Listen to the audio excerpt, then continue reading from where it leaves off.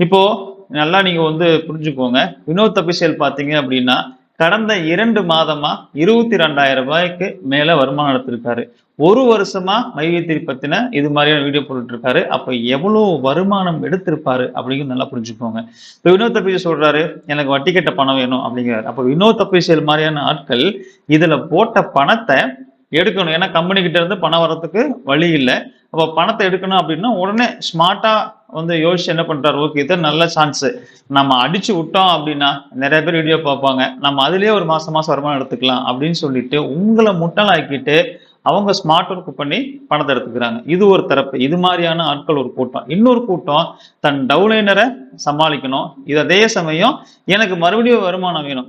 அப்படிங்கிற நோக்கத்துக்காக அப்ளையரா உள்ளவங்க, இல்ல இதுல உறுப்பினரா உள்ளவங்க என்ன பண்றாங்கன்னா, உங்கள ஏமாத்தி, உங்ககிட்ட பொய்யான தகவல சொல்லி, அவங்க தொடர்ந்து வீடியோ போட்டு, அவங்க ஒரு லாபம் சம்பாதிச்சுட்டு இருக்கிறாங்க.